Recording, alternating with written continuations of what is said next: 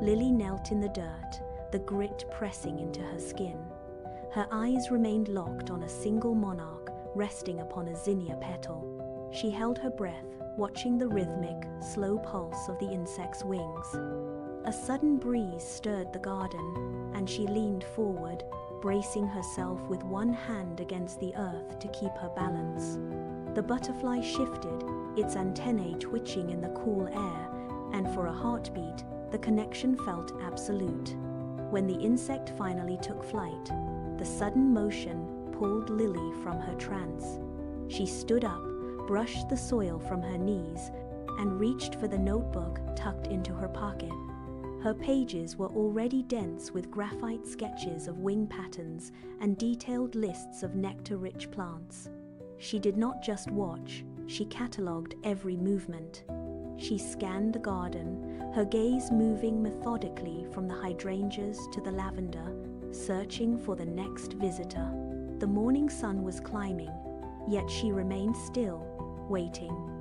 There was a quiet intensity in her posture, a deliberate patience that defined her days. She tucked the pencil behind her ear and waited for the wings to reappear in the golden light.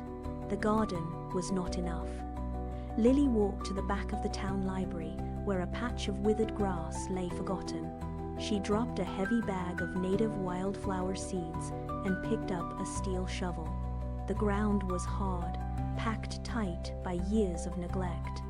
She drove the blade into the earth, put her weight behind it, and pried. The resistance was stubborn, but she kept working until the soil turned over in dark, rich clumps. Her breath came in ragged bursts, and sweat beaded on her forehead as she cleared away the debris. By sunset, she had finished the first row of milkweed. A neighbor walked the path nearby, stopped, and watched as Lily poured water over the fresh soil. The man stood for a long time, then nodded and walked away. The next morning, he returned with a pair of gardening gloves. He was not alone. A woman followed, carrying a small trowel. They did not speak, but stepped into the plot and began to dig beside her. The work shifted from a solitary struggle to a rhythmic, shared labor. Within hours, the barren ground disappeared under their hands, replaced by the promise of growth. What was once a patch of dead grass became a hub of movement as more locals stopped to offer help.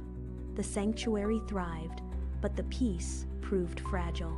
One Tuesday, Lily found a notice pinned to the community garden gate. It was a formal proposal from a local developer. The nearby meadow was to be cleared for a sprawling parking lot. She read the document twice, her hands trembling as the implications sank in.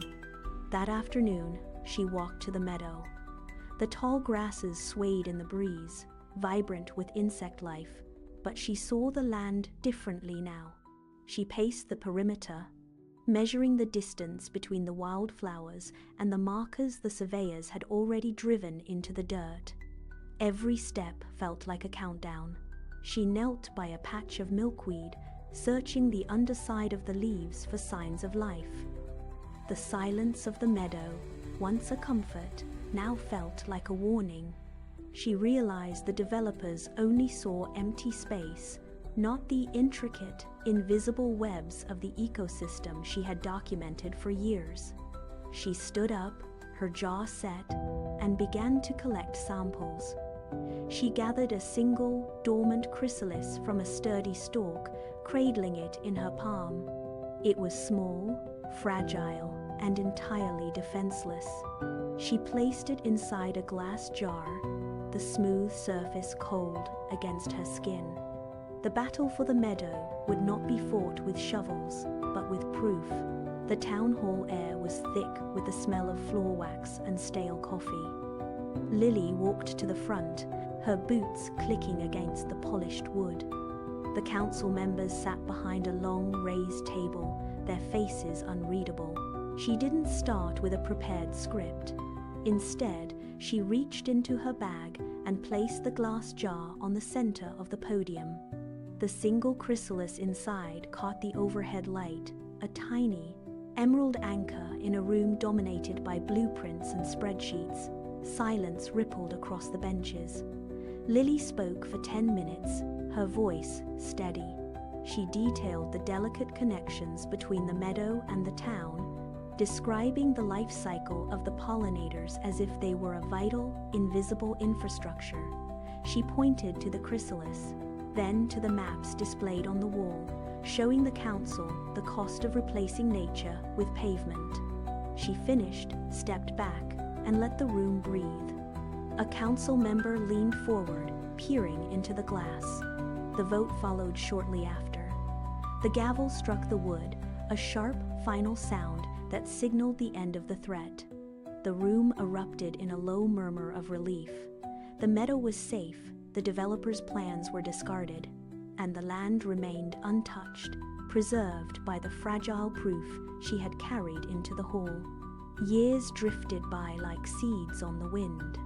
The meadow had transformed into a sprawling wild lung for the town. Lily stepped into the tall grass, the stalks brushing against her palms. She moved slowly, eyes scanning the canopy of wildflowers she had nurtured from barren soil. The air vibrated with a low, constant hum. Suddenly, a collective motion caught her attention. A cluster of insects shifted, and then the air exploded into movement. Thousands of orange and black wings rose together, a living cloud that spiraled upward toward the sun. She stopped, her feet planted in the earth, and watched the swarm catch the thermal currents. The scale of the life here was immense, a rhythmic, breathing success that mirrored her early sketches. She held her position until the cloud drifted toward the horizon, leaving the meadow quiet again. She took a deep breath, the scent of nectar and damp soil filling her lungs.